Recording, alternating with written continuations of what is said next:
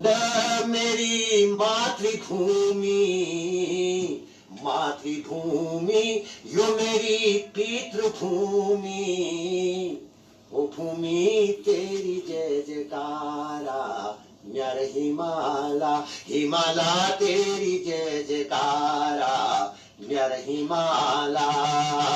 उत्तराखंड मेरी मातृभूमि, मातृभूमि ओ मेरी पितृभूमि, ओ भूमि तेरी जय जयकारा, न्यार हिमाला हिमाला तेरी जय जयकारा, न्यार हिमाला। परमकूट तेरो यूं झलको, परमकूट तेरो यूं झलको, लकी गगन की धारा, न्यार हिमाला हिमाला गगन की धारा, न्यार हिमाला हिमाला गगन की धारा, न्यार हिमाला चलती गगन की धारा, न्यार हिमाला। आप लोगों हम लोग जो हिमालय शिव, जो हिमालय सांबर कानन।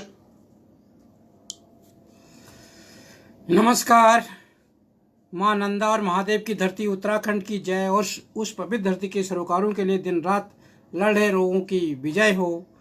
लॉकडाउन के दौरान चल रहा ये कार्यक्रम आंदोलनकारियों के लिए जागर और अन्य लोगों के लिए जागरण है, जिसमें 22 साल तक चले उत्तराखंड राज्य आंदोलन का विजन और संघर्ष पर चर्चा कर रहे हैं।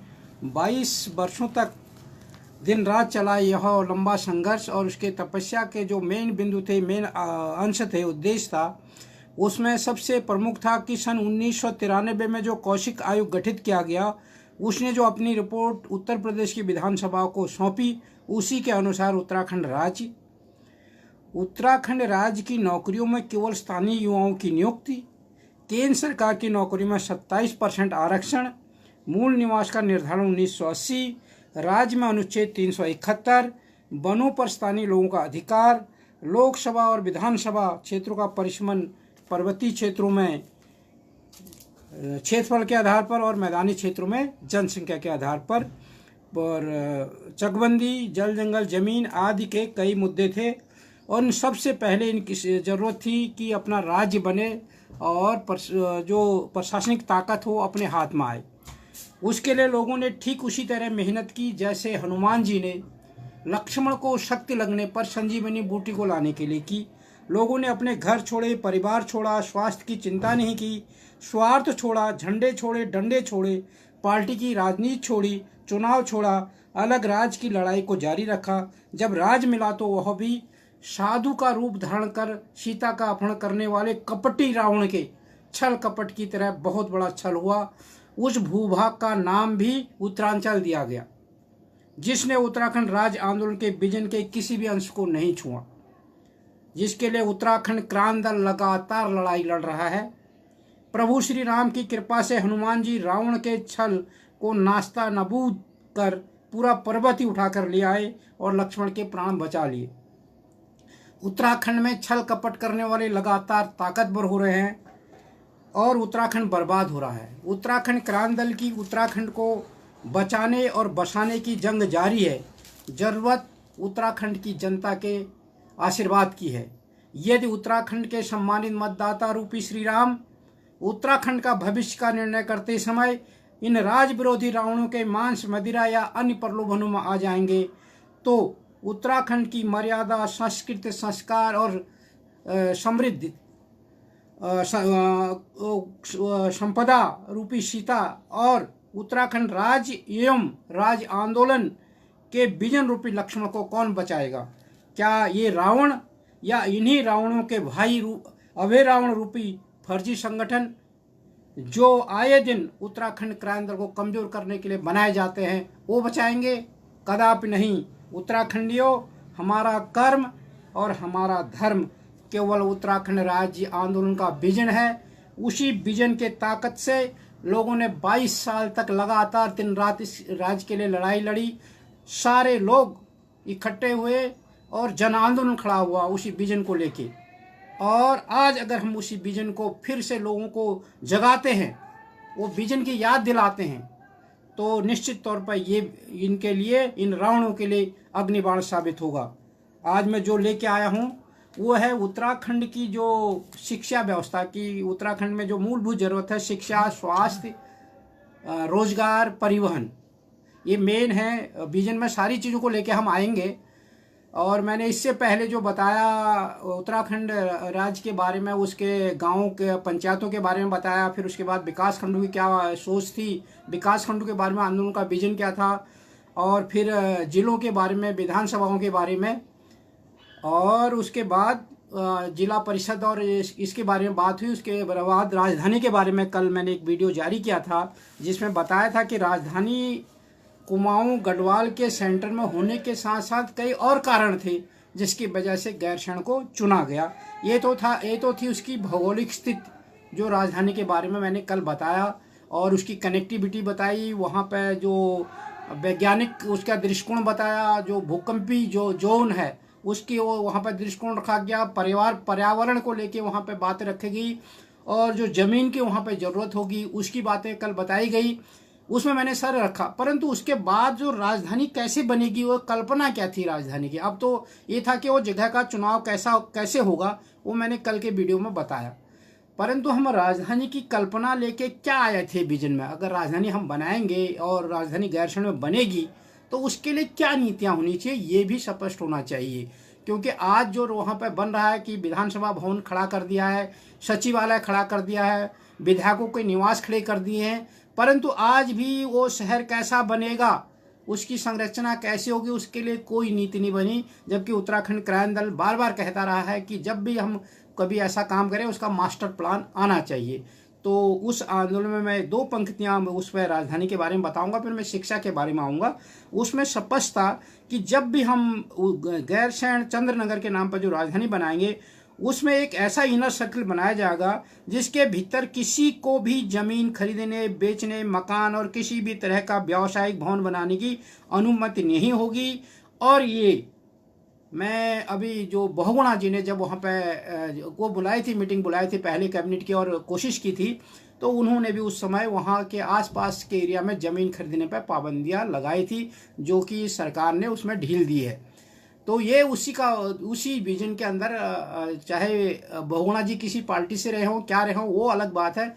चुनाव बहिष्कार में भी उत्तराखंड आंदोलन का उन्होंने साथ दिया, और ये राजधानी को लेके पहला कदम उठाने वाले भी गैरसैंण के लिए उन्हीं की पहल रही है। चाहे वो कहाँ है, इससे हमें कोई मतलब नहीं है, परंतु जिसने सकारात्मक पहल की हो, भले ही उनको चाहिए था कि वो पहले विधानसभा में उसको पारित कर देते और फिर वहाँ काम शुरू करते। फिर भी जो भी हो, उन्होंने कम से कम गैरसैंण की ओर रुख किया। तो उन्होंने जो एक काम किया वहाँ पे, वो उसी की अवधारणा थी कि उसके वो एक इनर सर्कल बनेगा, वहाँ पे किसी को भी जमीन खरीदने और बेचने की अनुमति नहीं होगी। ये एक विजन था आंदोलन का। उसी विजन के तहत वहाँ पर जमीनी कोई खरीद फरोख्त पर रोक लगाई गई।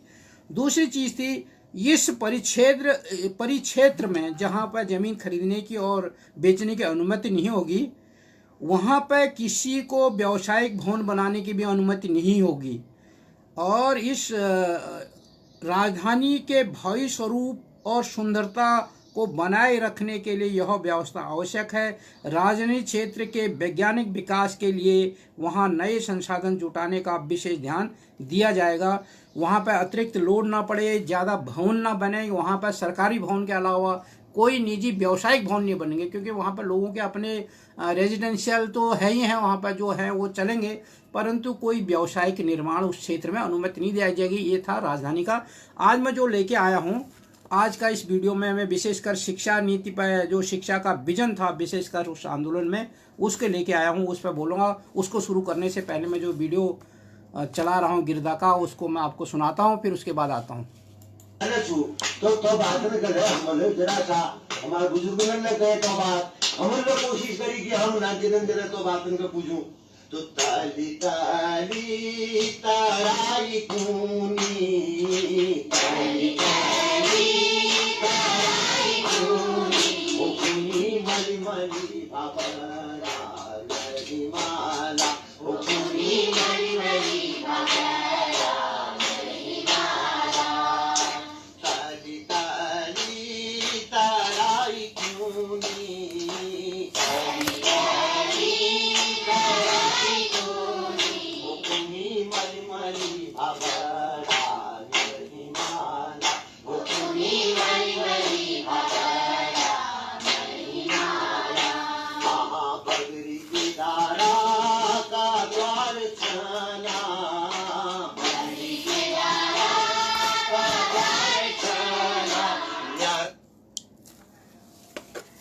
शिक्षा के बारे में बताएंगे कि सामाजिक विकास में शिक्षा का अपना महत्व है।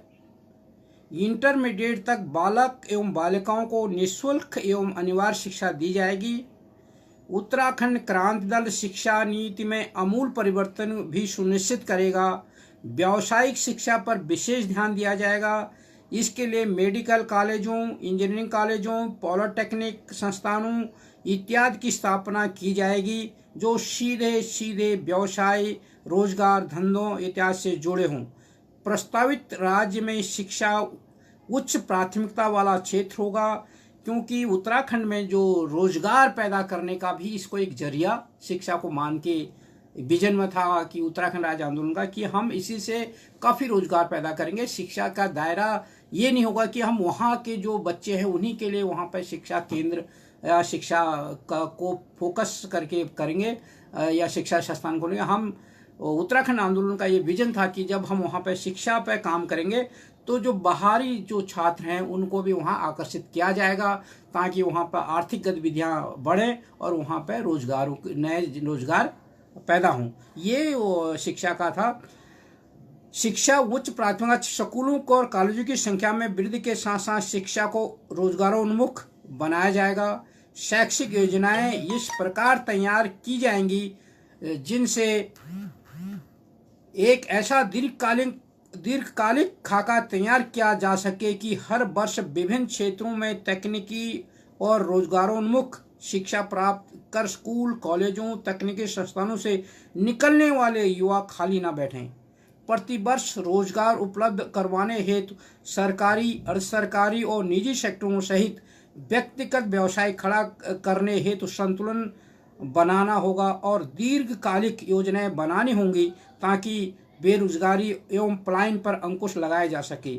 बुनियादी स्तर पर नैतिक और चारित्रिक गुणों का विकास करने हेतु आदर्श पाठ्यक्रमों का सृजन और उन्हें लागू करने हेतु योग्य शिक्षकों को तैयार करने की प्रक्रिया पर भी नए सिरे से काम करना पड़ेगा। और इस पर आगे आने से पहले मैं जो एक गीत सुना रहा हूँ आपको सुनाता हूँ, फिर आगे बात करते हैं इसी पर, शिक्षा पर।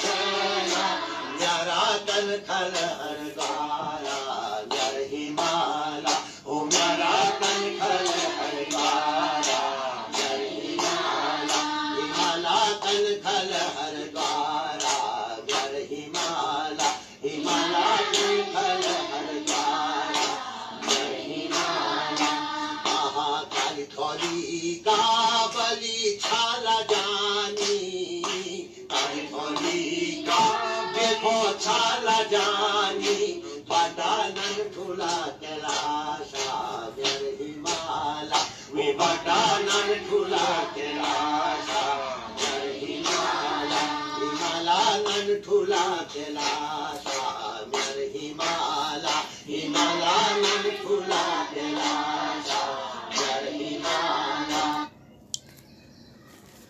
तो इसमें आगे था आज जो स्थित है करीब कई हजार कॉलेज स्कूल पहाड़ों में बंद हो चुके हैं और शिक्षा पर निजीकरण पर सबसे ज़्यादा जोर दिया जा रहा है क्योंकि जो सरकारों की नीति रही है, चाहे स्वास्थ्य से जुड़ी हो चाहे शिक्षा से जुड़ी हो, उन्हें कोई मतलब नहीं है। वो वहाँ पर जो उनके जो निजी स्कूल है, चाहे वो निजी हॉस्पिटल है, जो वहाँ पर व्यवसायी लोग हैं उनके पक्ष में काम कर रही है। जो वहाँ पर आम गरीब आदमी है और जो वहाँ का निवासी है, मूल निवासी है, उसकी चिंता, उसके फोकस करके उसको केंद्र बनाकर, जैसे मैंने जितने भी वीडियो जारी किए हैं, उत्तराखंड आंदोलन की एक कल्पना थी जब भी कोई नीति बनेगी तो उत्तराखंड के अंतिम व्यक्ति को केंद्र बनाकर नीतियाँ बनेंगी, चाहे वो शिक्षा नीति हो, चाहे वो स्वास्थ्य नीति हो, चाहे वो कृषि की नीति हो, चाहे वो रोजगार की नीति हो, व्यक्ति को केंद्र बनाकर, जो हमारा अंतिम छोर पर खड़ा व्यक्ति है उसको केंद्र बनाकर नीतियां बनेंगी। परंतु आज की डेट में क्या हो रहा है कि व्यवसायी को, चाहे जो जिसके स्कूल है उसके निजी स्कूल कैसे पनपे, जिसके हॉस्पिटल है उसके हॉस्पिटल कैसे पनपे, कोई दूसरा व्यवसाय कर रहा है उस व्यवसाय का व्यवसाय कैसे पनपे, अगर शराबी का कोई व्यापारी है तो उसका शराब का व्यापार कैसे पनपे, उस पर फोकस होकर वहाँ पर नीतियाँ बन रही हैं, इसलिए पहाड़ बर्बाद हो रहा है। तो उत्तराखंड में क्या है, शिक्षा के बारे में लगातार स्कूलें बंद हो रहे हैं, यहाँ तक कि हॉस्पिटल तक बंद हो रहे हैं और पॉलिटेक्निक और ITI भी तक बंद हो गए, तकनीकी संस्थान तक बंद हो रहे हैं। और जो आंदोलन के दौरान जो इसमें था कि बेहतर शिक्षा दी जानी, गुणवत्ता वाली शिक्षा आम लोगों तक कैसे पहुंचे, इस पर अंतिम पायदान पर खड़े समाज को बेहतर शिक्षा दी जानी चाहिए। गुणवत्ता वाली शिक्षा को की पहुंच आम लोगों तक हो, इसके लिए व्यापक स्तर पर काम किया जाएगा। हमारा मानना है कि भूमंडलीकरण के दौर में शिक्षा भी उसी स्तर पर होनी चाहिए जो विश्व व्यवस्था में अपना स्थान बना सके, क्योंकि शिक्षा का मतलब ये नहीं है कि अक्षर बोध। अभी हम जब सोशल मीडिया में लोगों के बीच में काम करते हैं, लोग तरह तरह की बात करते हैं। शिक्षा का मतलब ये नहीं होना चाहिए कि हमें किताब पढ़ना आ रहा है, शिक्षा का मतलब ये नहीं होना चाहिए कि हमें लिखना आ रहा है। शिक्षा का मतलब हम जो एक विश्व जो बाजार है उसमें जो चुनौतियां हैं उससे लड़ने की ताकत हमें होनी चाहिए, उसकी चुनौतियों को का सामना करने की ताकत हमें होनी चाहिए। शिक्षा में वो मूलभूत परिवर्तन की जरूरत होनी चाहिए। ये आंदोलन का विजन था, जो विश्व व्यवस्था को अपना स्थान बना सके। इसके लिए पहला काम शिक्षा को ढांचागत अवस्थापना का है। राज्य में शिक्षा के लिए जो बजट हर वर्ष आता है उससे हम अपने शिक्षण स्थानों को विश्व स्तरीय बना सकते हैं। इसके लिए हमारे पास एक पूरा रोड मैप है। राज्य की हर न्याय पंचायत स्तर पर सभी सुविधाओं से सुसज्जित स्कूलों का निर्माण की योजना है। हर न्याय पंचायत पर उच्च स्तरीय स्कूल होना चाहिए और उसमें सारी सुविधाएं होनी चाहिए, क्योंकि कई गांवों के बीच में एक न्याय पंचायत होती है। तो आंदोलन का विजन था कि हम पूरा सुसज्जित, उसमें आधुनिक सारी व्यवस्था करके हम एक बहुत बड़ा स्कूल हर न्याय पंचायत के बीच में खोलेंगे।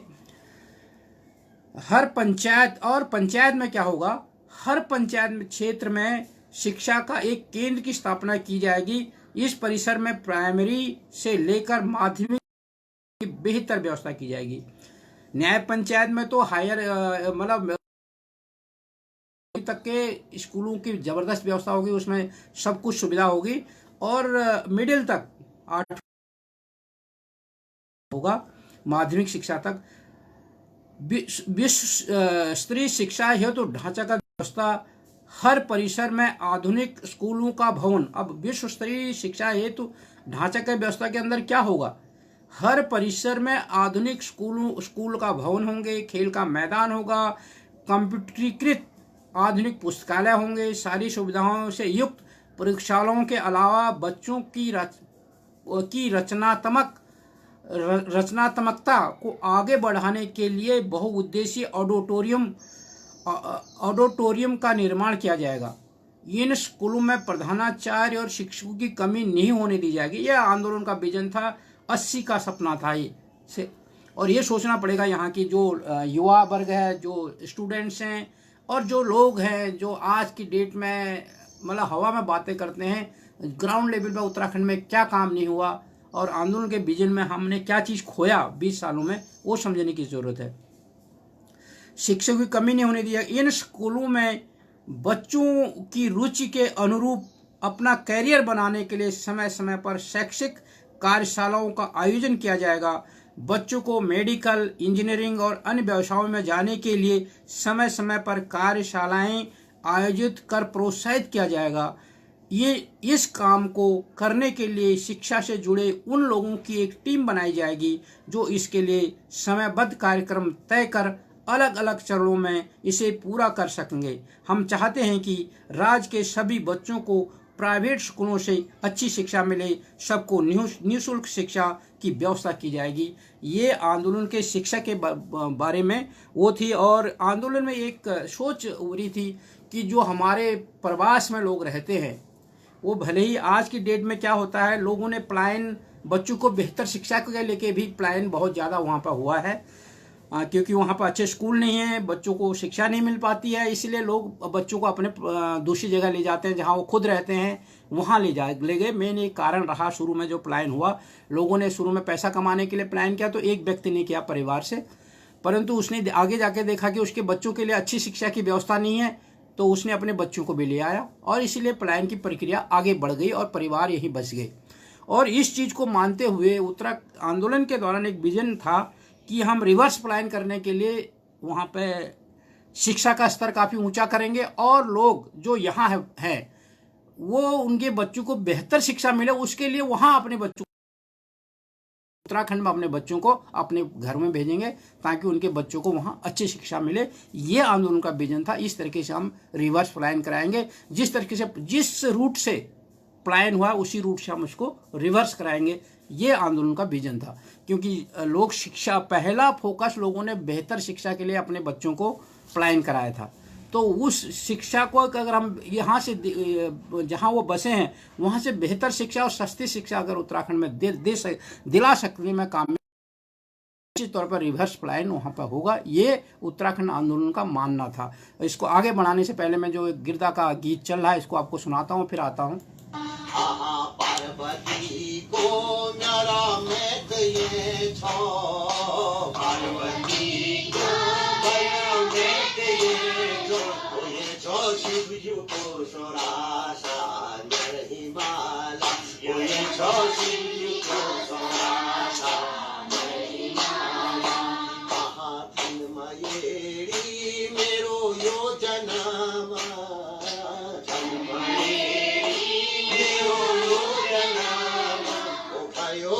कोकी महाना म्यार हिमाला, ओ भयो की कोकी महाना म्यार हिमाला, हमारी झूलो तारी झूलो, मारी झूलो तारी झूलो, कोई जुएल त्यारा बाना म्यार हिमाला, कोई जुएल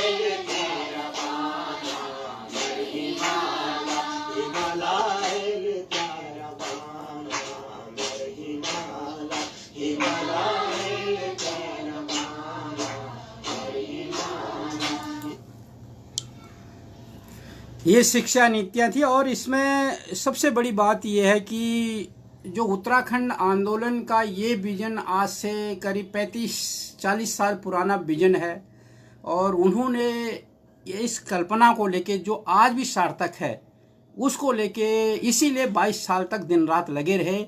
उन्होंने एक सपना देखा था कि हम किस तरीके से जो पलायन उत्तराखंड में हो रखा है उसको हम रिवर्स कर सकते हैं। उसके लिए सबसे बड़ा ज़रूरी था कि हम वहाँ पर शिक्षा और स्वास्थ्य व्यवस्था बेहतर करें, उसके बाद रोज़गार वहाँ पर पैदा करें और परिवहन वहाँ पर बेहतर करें और लोग अपने आप उत्तराखंड बेहतर हो जाएगा। ये आंदोलन की शुरुआती स्टेप थे कि हम उत्तराखंड में दोबारा कैसे लोगों को वापस बुलाएं। ये नहीं कि हम नारे दे दें, खाली बात करें।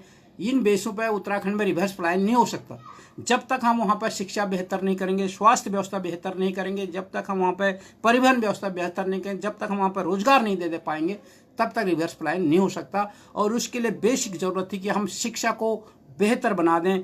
जैसी शिक्षा हम दूसरे शहरों में लिए उससे बेहतर और सस्ती शिक्षा अगर हम उत्तराखंड में दे देंगे, निश्चित तौर पर जो लोग बाहर अपने बच्चों को पढ़ा रहे हैं, महंगी शिक्षा दे रहे हैं, वो उत्तराखंड में जा भेज कर अपने बच्चों को वहाँ पढ़ाते, एक अच्छा वातावरण मिलता, उनका घर भी वहाँ पर आबाद हो जाते।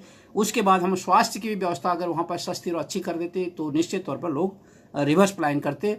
और इसके अलावा एक जो उत्तराखंड में वो था सामाजिक ढांचा था, वहाँ पे सोशल स्ट्रक्चर था, वो भी उसका भी ताना बाना बड़ा टूटा है, उसको भी बुनना जरूरी था। जब उत्तराखंड में जितने भी स्कूल बने हैं सब लोगों ने चंदे से बनाए, डोनेशन करके, मेहनत करके, श्रमदान से स्कूल वहाँ पर बनाए और वहाँ पे जो शिक्षक बने वहीं के लोकल के बच्चे जो पढ़े लिखे थे उनको वहाँ पे पढ़ाने के लिए रखा गया। और उन्होंने जो वहाँ पे आवश्यक थी उस पोस्ट के लिए, उस शिक्षक के लिए जो शर्तें थी, सरकारी शर्तें, अगर उन्होंने वो पूरी की तो उनको वहीं पे नियमित कर दिया गया। और इसमें भी उत्तराखंड आंदोलन में विजन में भी ये था कि हम वहाँ पर जितनी कर्मचारियाँ होंगे, वहाँ पर जो संस्थाएं होंगी, वहाँ के नज़दीकी लोगों को वहाँ पर रखा जाएगा। वो उस जो वहाँ के मापदंड होंगे, जिस पोस्ट पर वो काम करेंगे उसको वो पूरा करें, इसकी व्यवस्था की जाएगी। और ताकि वो लोग वहीं पे अपने गाँव को भी मदद कर सकें और शिक्षण संस्थानों को वो अपना एक वो मान के चलें, क्योंकि वो ये मान के ना चलें कि उनका एक नौकरी है, वो उसको एक मिशन मान के चलें कि हमने बेहतर अपने समाज को बेहतर करना है, अपने राज्य को बेहतर करना है और इस संस्था को भी बेहतरी से हमने देनी है। इसको मान के वो उस काम करें। ये उस आंदोलन के दौरान का विजन था कि हम लोगों को वहीं पर नौकरी दें, वहीं के लोकल लोगों को वहाँ पर रखें ताकि वो अपने घर से आके वहाँ पर नौकरी भी कर सकें, उन संस्थानों को सेवा दे सकें, अपने गांव को भी सेवा दें, गांव भी बेहतर होगा, राज्य बेहतर होगा। ये कल्पना को लेके राज्य आंदोलन आगे बढ़ाया गया था। परंतु जो हुआ उसको तो हम रिपीट उस पर ज़्यादा अफसोस नहीं कर सकते। आगे क्या होना चाहिए हम लोगों को विचार करना है। इस आंदोलन इस दौरान जो हम ये चीज़ों को जारी कर रहे हैं, इसका मकसद ये नहीं होना चाहिए कि हम आधा घंटा प्रोग्राम दिया वो चले गया। आप इसको लगातार शेयर करिए, इस पर बहस कीजिए, वो विजन क्यों लागू नहीं हुआ, उसमें ऐसी क्या कमियां थी। जब हम लोगों ने वहाँ पर जो स्कूल श्रमदान से खोले थे, जो चंदे से खोले थे, जो मेहनत से खोले थे, आज वही स्कूल वहाँ बंद हो रहे हैं। ये क्या कारण है और ऐसी क्या चीज़ होगी? सरकार, लोगों ने मेहनत से वो अपना खून पसीने से स्कूल बनाए और सरकार उनको बंद कर रही है।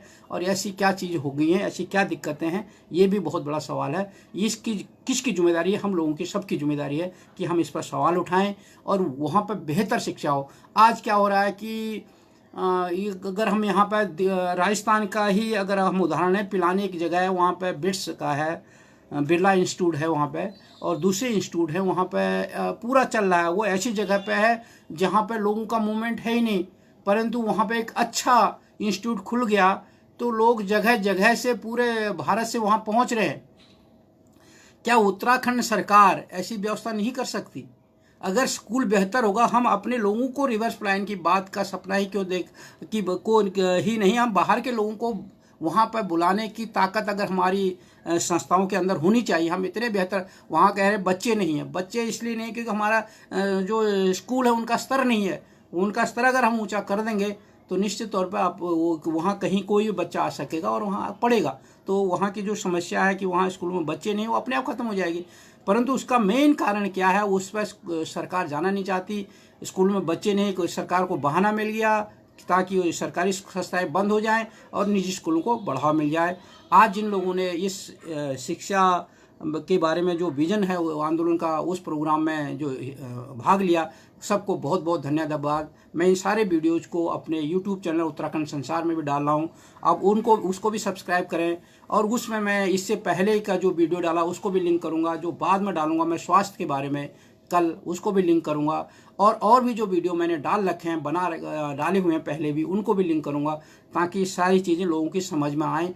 और इसी के साथ जय हिंद, जय उत्तराखंड।